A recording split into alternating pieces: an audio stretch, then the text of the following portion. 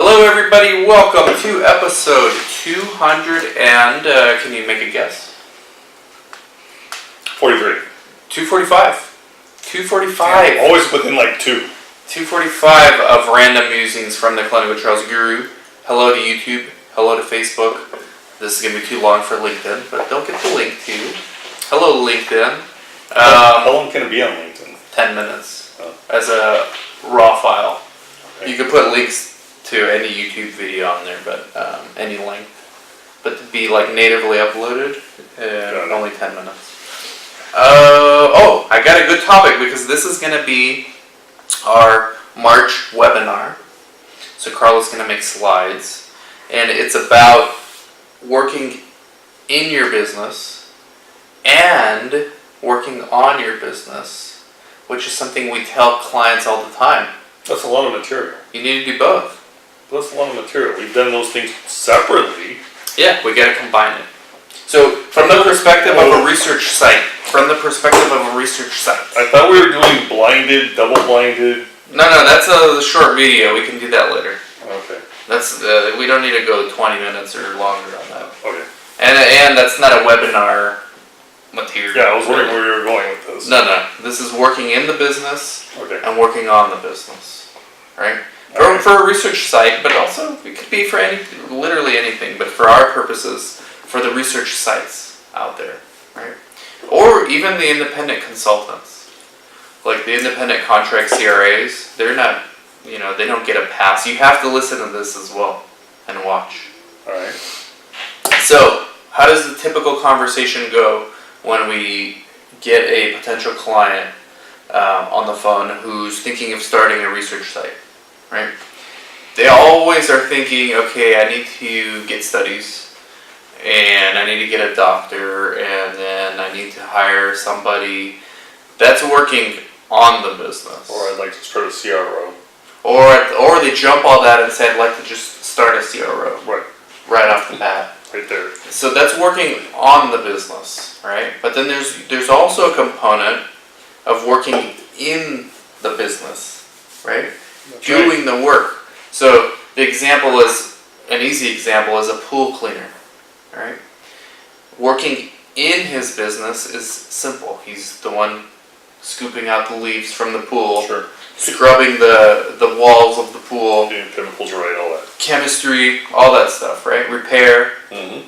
That's working in the business. To be a good pool man, you obviously have to know how to work in the business. Know how to clean the pools. Sure. To be a successful pool man, not only do you have to know that, but you have to know how to build your business and work on it. What's the paperwork you need? What's the licenses you need? What certification you need? How do you expand your route? How do you keep a client? How do you retain them? How do you upsell? Sure. How do you... all kinds of stuff. That's working on the business. No different for research clinic owners.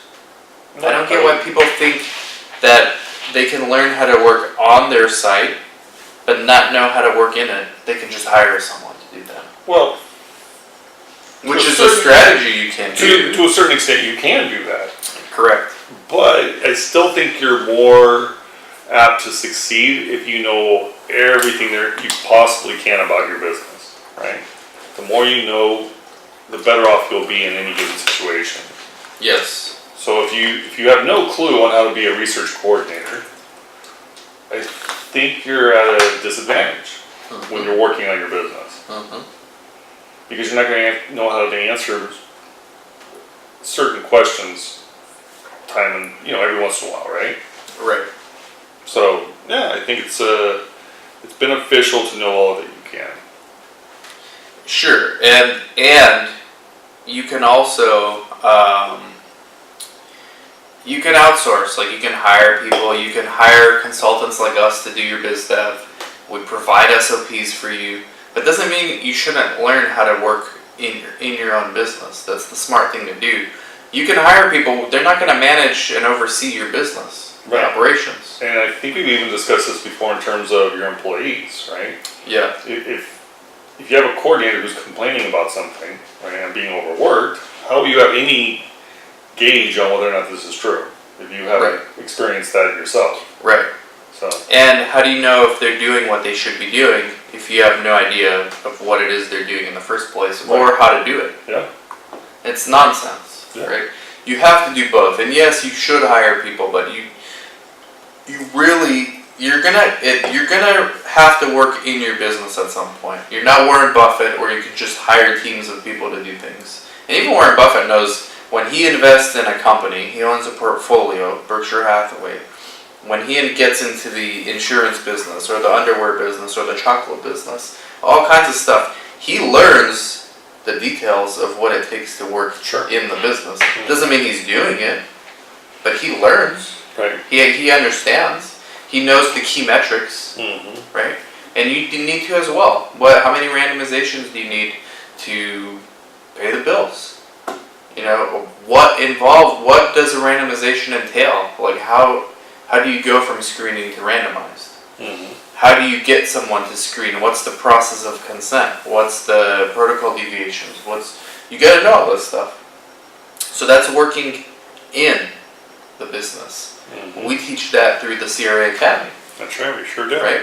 But the CRA Academy is also for anyone who wants to learn how to work in a clinic. It's the same thing. CRAs and coordinators really are doing the same thing, just from opposite sides of the coin. Yep. The only exception is the CRAs do not interact with patients. Correct. Coordinators do. Now, working on your business, right?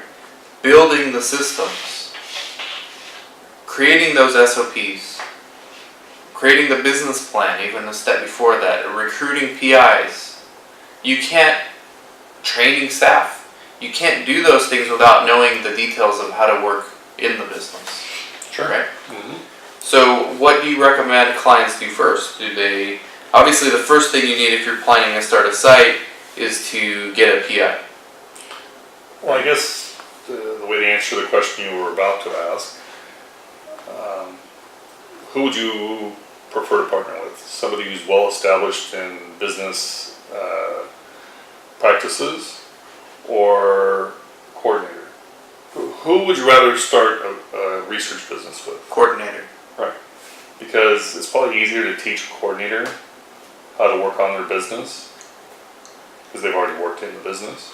I think it's much more difficult to teach somebody who just knows philosophically and is maybe good at sales when it comes to business, how to work in the business. Yeah, especially in a highly regulated industry like clinical research, Right. where there's a lot of nuances, there's a steep learning curve, right? So working in the business is more important I would agree. than working on it. Working on it, I mean, it's a little bit of common sense, and the good thing is once you learn how to work in it, you start, if you have common sense in you, or any entrepreneurial DNA, you'll start to understand what you need to focus on to build your business. I think if you have somewhat of a salesmanship type, or sale, I don't know what the word would be for a female, but if you're good at sales in any way, I think you can translate that from working in your business to working on your business. For the most part. Yes. For the Yes. most part.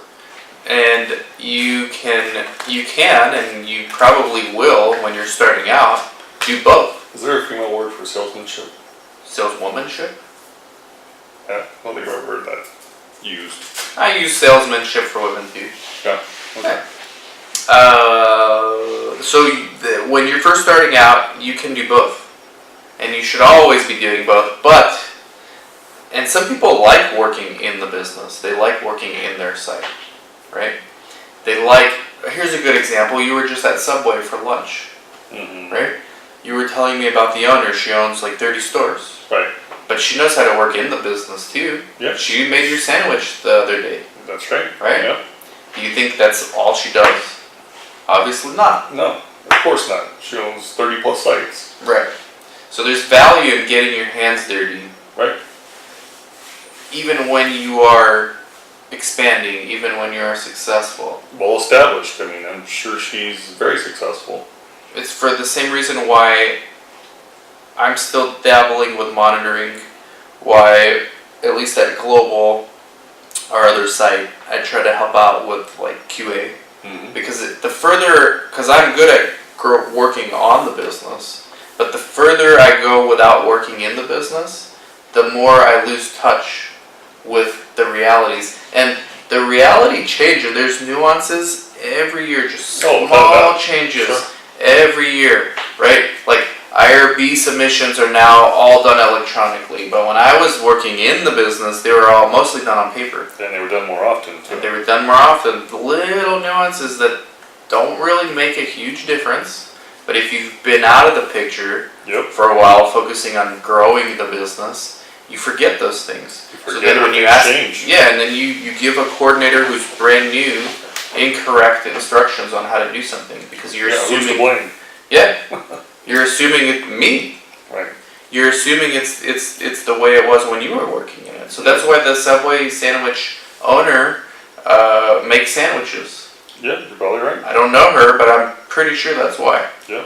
Right? How is she going to train somebody on where to put the lettuce and the onions if she hasn't done it for a while? Maybe they moved it from the left side to the right side. Right.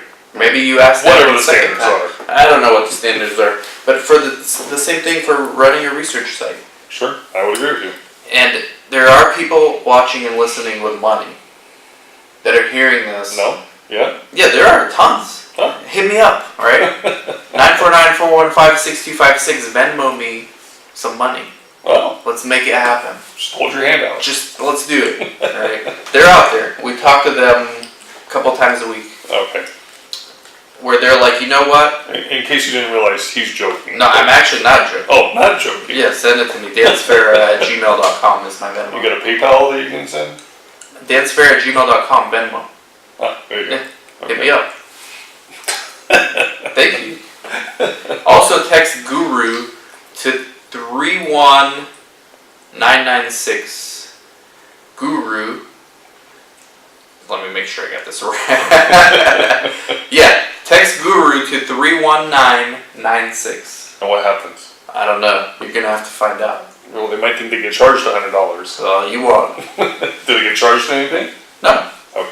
Standard telephone rates apply. May apply. Sure. You might get a 50-cent text charge. Well, that's Whatever it between is. you and your phone company, not me. I don't get a dime. Right. Alright? Oh yeah, so we get all these rich people reaching out, watching, hello, reaching out, listening, how's it going, rich people. And they say, hey, Is that a bad thing? that's good. To be a rich person? Is that a bad thing? No, it's a fantastic thing. Okay. You're kidding. Okay. It doesn't mean happiness though, but it's... In this day and age, some people look at it It's, as if you're both gonna evil. take happiness out of the equation, because money does not equal happiness. So we're getting philosophical now. Forget Let's what we were go. just talking Well, about. you just interrupted me. So, take happiness out of the equation, alright? And I've never been like ultra wealthy, but we make enough to where we don't have to Money's worry not a about concern. things, Right. right? Take that out of the equation, like happiness. Right. It's better to be rich than poor. Just bottom line. Well, of course. It I would gets agree you with you. freedom, it gets you... I would agree with that's you. the main thing. Just because you have money doesn't make you happy. Right, so it's a good thing. But it makes It's a it, good thing. makes it easier to be happy. Yes. So it's a good thing you asked me if it's a bad thing to be rich. No, hell no. Okay. But you do understand a lot of people think it is these days. Well, they can go join the leftist movement and let's get everyone to be equal. Yeah, sure. Okay. Not to make this a political show. No, of course not. There's elements of that are good, but as a... Both sides have good elements. Yes. But as a whole, that's a failed strategy. You don't believe in socialism? No, and if you do, Venmo me all your money to the email I provided you earlier. Seriously. Ah, you're cracking me up. So anyways, hello rich people. They're listening, watching, they're saying, Dan, I know a lot of doctors, I've never owned a site, but like I'm coming from the hospital business and I want to open up 100 clinics, right? But I just want to hire coordinators, I don't want to learn all this stuff. I say, well, there's some basic fundamentals you have to know about working in the business. And you can read about those in our book that's coming out soon. Yep. Comprehensive Guide to Clinical Research. You can learn about those by watching the 4.5-hour video I did, the Comprehensive Guide to Clinical Research. But would you agree that they should, no matter how wealthy Oh, they are? absolutely.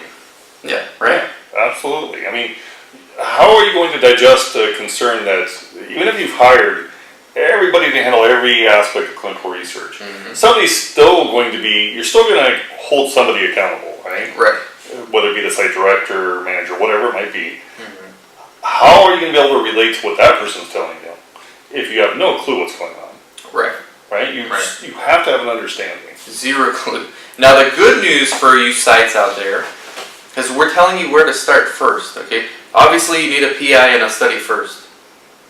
That's it. But okay, so you have to work on your business initially. Set up the LLC, get a PI, get a study, right? But now you could spend the rest of the year after getting that first study to work in the business, work in that study. Learn everything you can. Here's why. Not only are you going to learn and focus on your operations, but the fact that you're working in your business is indirectly working on your business, because that sponsor, that CRO, that monitor is going to like your work and bring you more studies. So your work in the business is helping your work on the business. Sure. Yeah. And then you build the systems in place to hire people so you can expand and do all that stuff. But when you start out, that's what you should be doing. Well, I mean, we've advised clients all different ways of handling the same information. Yeah, because everyone has different variables. Right. So, I mean, we've told some clients, hey, what you should do is hire an experienced coordinator and have that coordinator teach you as you go along. Yeah. Right? I mean, there's a number of ways you can go about this. But they're still learning how to Exactly. do it. There's a number of ways to go about this, but you should still know how to work in and on your business. Both. Yeah. Forever. Yeah. Now let's go from a group that prefers to focus on how to work on the business, most sites, to a group that doesn't think enough about that. And it's the mostly contract CRAs, but I mean, just throw in any CRA here, any employee, right? Whether you're an independent contractor or a W-2 employee, you are a business, the business of you, right? You are. Yeah, I can see that. The government treats you as a business. You have a social security number. Yeah, that's right. You're a revenue generating asset, hopefully, for the government, right? If they consider you a business, why aren't you considering yourself a business? Sure. So these are the people who are familiar with working in their craft, right? Like how to do it, how to be a CRA, how to be a coordinator. But they're the ones who are usually not thinking about how to grow their capabilities and grow themselves to potentially generate more or expand their options later. This means networking. This means joining conferences, going to conferences, joining things like SOCRA and ACRP, going to CliniCon in October in Orlando, right? Is that beneficial to a coordinator? Yeah. CliniCon? Yes. Yeah. Networking. Well, okay. They're gonna meet people. Definitely beneficial to CRAs. Coordinators do. Yeah. Okay. A coordinator may want to open their own site. This is true. They may want to be a CRA. They may want to be a consultant. Also true. There are all kinds of things, right? Yeah. Okay. So this group doesn't think enough about the employees and the CRAs and the CRCs. They don't think enough about how to work on their business, which is themselves. All they think about is how to work in what they're doing. And they become so specialized that they become vulnerable to when opportunities come around, or sometimes they become obsolete. They're not needed anymore. They have no other skills. They didn't spend any time working on themselves in this industry. There's tons you can do. If you're a generalist, the more of a generalist you are in this industry, the better your career prospects will be in any environment. You know I'm right. For the most part, yeah. I think we can end it on that. You just agreed with me. I agree with you often. I drink and I know things. Game of Thrones, can't wait. That's right, you have a good eye. So that's the difference, working in, working on. You need to do both, I think is the theme for this video and podcast. Right? Anything else? I don't drink much. Since you're reading this out loud, people do not think I'm an alcoholic like Tyrion. He drinks a lot of Diet Coke. This I do, yes. So good. Is this a good webinar topic? Yeah, I think so. Especially when we break it down. Like on the webinar, Carlos going to break down Yeah. the points we discussed. I think we've done separate webinars on these topics though, right? Yeah, but not one together. Individually. Not one together. Not one for like not just the sites, but the CRAs and CRCs out there, right? And then PIs too. Sure. Doctors. So I have a question, not that anybody would be watching this outside of the research industry. Do you think that would apply to anybody in any field? What, being a generalist? Yeah. I haven't thought about it enough. My impulse is to say yes. Say you're a garbage man. My impulse is to say yes. Learn business administration. I think it's a tremendous value when you know a lot about very little, like a CRA or a CRC, right? Mm-hmm. But also when you know or a little about a lot. If you can do both of those, you're good. And then each time you're learning more about something else, you just learn more and more and more about it. And then you do something else and learn more. Like CRA, right? You hone your craft as a CRA, you're an expert, but you don't know anything about owning a site or very little. So now you want to do that. You go, you learn as much as you can about that. Maybe you're successful, maybe you're not, but at least you've learned some more stuff. Then maybe you want to be a consultant, maybe you want to get into regulatory affairs, like our guy with Dr. Lee, who we just spoke to. I mean, I don't know where he started out, but I would guess somewhere in the project manager, medical monitor space. Very knowledgeable. And now he's regulatory affairs. Very knowledgeable guy. Look at Darshan. Yeah. Started out as an attorney and a pharmacist. Then he got into helping sponsors file NDA and IND submissions. Mm-hmm. Then he went into how to help sponsors communicate better with customers, marketing. Like he's doing this, right? He's working.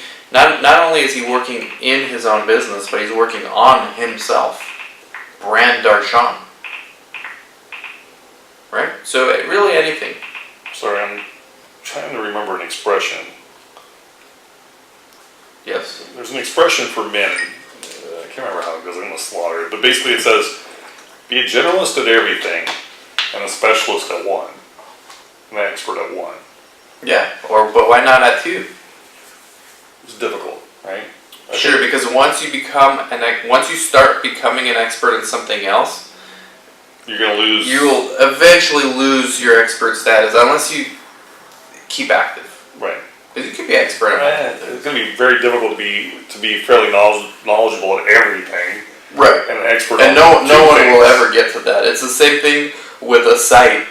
You want to get to the point where as a site, you can say yes to every study that comes across your that's where you want to be. It's the equivalent of that. Sure, where you want to be. This employee building your capabilities is the equivalent of a site getting to the point where they can say yes to every study. Because they have the capabilities, Sure. the expertise. It's something that's unattainable for everybody. But it's something everyone should strive to if they're interested in building their career, expanding their opportunities. If they're not, it makes no sense. Just do your job, go home, and be a normal person. Yeah. Nothing wrong with that either. But it's just this is for everyone listening and watching who wants more, wants to grow, wants to expand, and that's the advice we're giving them. If that's not you, that you don't need to, you don't need to do any of this. Just minimal what you need to get by with your job. And there's plenty of CRAs that do that. They just coast, and then they retire, and that's it. And there's nothing wrong with that either. But we know our audience. These people want more. All of them.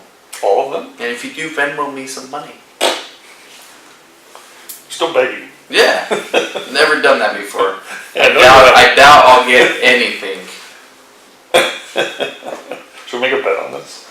No, I'm not betting you anything anymore. All year. Alright. Thank you, everybody. Thank you, Chris. Thank you. Catch y'all later.